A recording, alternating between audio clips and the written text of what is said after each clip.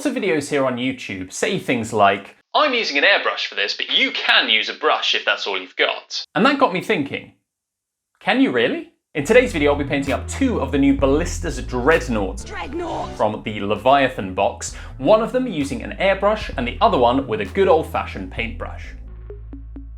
At each step in the process, we can take a look and see which one we prefer. Wish me luck, because they're being painted up as Lamenters, just like the captain in my last video, which means there can only be bad things on the horizon. I put out a poll on YouTube as I was interested in seeing how many people have access to an airbrush for priming and base coating their models. At the time of filming, Paintbrush has a lead, but not as dominant as I might have expected. I started out without an airbrush for a long time, though I will say that I haven't looked back since getting one, for things like base coats on large models in particular. The thought of painting up a model as big as this Dreadnought now without my airbrush as a crutch does fill me with terror.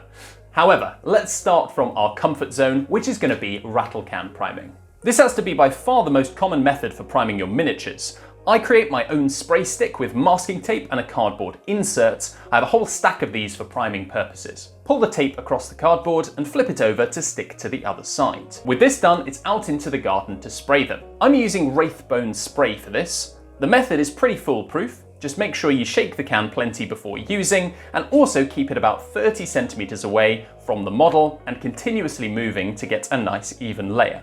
Wraithbone spray was a game changer when it came out, as it's so much better than the old white scar spray, which would frequently come out grainy and horrid even in nice weather conditions. It was a beautiful sunny day here in London, but as any Lamenter knows, the sunshine is only temporary.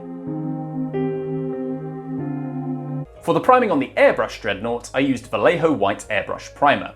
This stuff again needs a good shake before use, and also needs to be applied from a little distance away.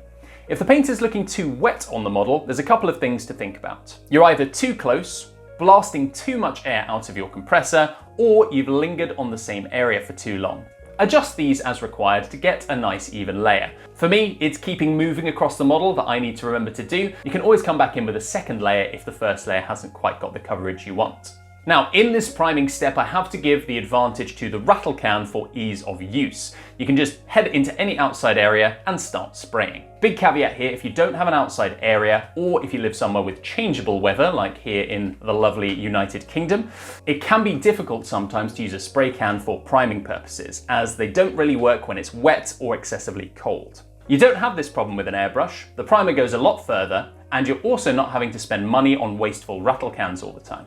So far it's a tight race. With those caveats taken into account, I think the airbrush is probably just edging ahead on the priming step. Let's now move on to base coats. With the airbrush, this is a breeze. I mixed flat yellow with airbrush thinner, and I'm even using a pipette to avoid clogging my airbrush like a chump. Spray this all over, leave to dry, and repeat until you've got a nice even layer.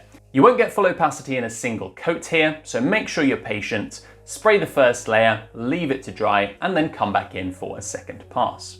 Because yellow notoriously has poor coverage, this took me about 3 coats over the primer.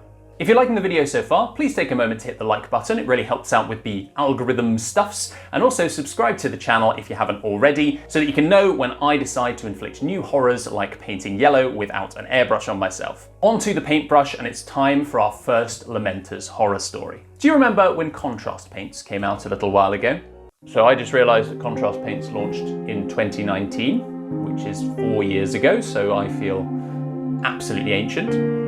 Everyone said these one-layer wonder paints would be the solution to all our problems. Me being the optimist that I am, I thought this was the perfect project to give them a chance. I mixed my Eandon yellow with about 50-50 contrast medium, as I had heard that it would be quite potent just using the colour by itself, and then I applied it all over the model. I'm a little bit worried about all that pooling, and it's not very even, and yeah, that looks not great. For me, I've always had a bit of a struggle with contrast paints, as the texture and the feel of it when it's applying to the model doesn't really sit right with me. You also lose a lot of control over the paint when applying it in this method, and I don't need any help losing control of my paint, as I do that with perfectly thinned acrylics, let alone with contrast. Brother, do you love me? Be strong, Clarence, for the Emperor. But I think you may need a bath. The sacred oils of purification, otherwise known as a Tupperware full of biostrip, were applied to cleanse the failed contrast paint.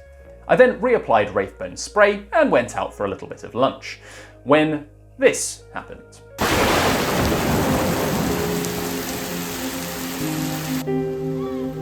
Yep, this paint job is definitely cursed. That was until I was recommended a video by some guys on the Blood Angels chat from my local club. They recommended a video from Brush Stroke Painting Guides on painting yellow armour. This gave me the get up and go to give the armour another try. So this time I started on just the shoulder pad to be sure. I applied a mix of dark sand and off-white to replicate Games Workshop's Ushabti bone. I then applied Agrax Earthshade around all the rivets and recesses around the armour. Next was an edge highlight with off-white, and I'm pretty happy with how that's looking. What's the next step? Contrast paint. But it's not like before. This time it's being thinned down and used as a glaze. I thinned it down a lot with contrast medium, about 3:1 contrast medium to paint, and then glazed it over the surface. This takes a couple of passes, but in the end it's much cleaner than the standard contrast method. I will say that the tutorial I was watching was on a Space Marine backpack, which is much smaller, and I will say that by applying it to the Dreadnought, there are some areas where you can see the edge of the contrast paint, and I couldn't get those to go away even with multiple applied layers. I tried different thicknesses of the paint, all that kind of stuff, so that's worth bearing in mind if you are thinking of trying this method on your bigger models. I will say that it's better than I've ever managed before using contrast paints, so that's a big plus. Now that I'm happy with the shoulder pad, let's apply this lengthier method to the rest of the dread. And while that happens off screen, let's check in with airbrushing Ollie to see how he's getting on. Applying shadows? No problem. Take a darker colour and apply it into the recesses. Go light on the pressure and avoid using black to make darker colours, as they will remove the poppiness of your colours. I used orange brown for my first shadows and then a flat brown for some deeper shading. Applying initial shading with the airbrush is a breeze and is perfect for larger models like this. However, after this is the point where the brush takes over, and there's no real substitute for a small brush and a lot of patience when it comes time for recess shading. I used Agrax Earthshade for this, pin washing around all of the rivets and the areas where there's recesses in the armour. Next up, edge highlights, and again it's a small brush for these. I used a mix of off-white and yellow to try to get better coverage in a single layer. And now everyone's favourite chapter symbol is getting a bit more freehand today. The method here was the same for both, though on the paintbrush model I applied thin layers of sky grey with a brush and applied paint through the airbrush to the airbrush model. Another change from my previous tutorial is that I also sketched out the design in pencil, which should make it easier to get a more even design. I then filled in alternate squares black and neatened up with sky grey where required. The heart was carmine red, again cleaned up with sky grey when needed.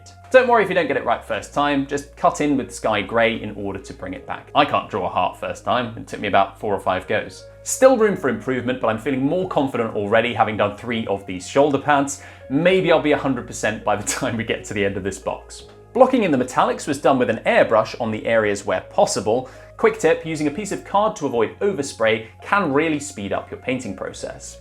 There were, however, even on the airbrush model, some areas that I still had to get at with a brush, including a little fine detail brush for in between the leg joints to get at that area there. I applied Nuln oil over all of the metallics and then onto the details. Now, if you want more information about how I painted up the details on these guys, you can check out the tutorial that I released last week in the top right hand corner here, where I'll go into more detail on things like purity seals, writing on the script, all that kind of thing. I was running a bit low on time, so I wanted to get these guys to the finish. Here are the final results.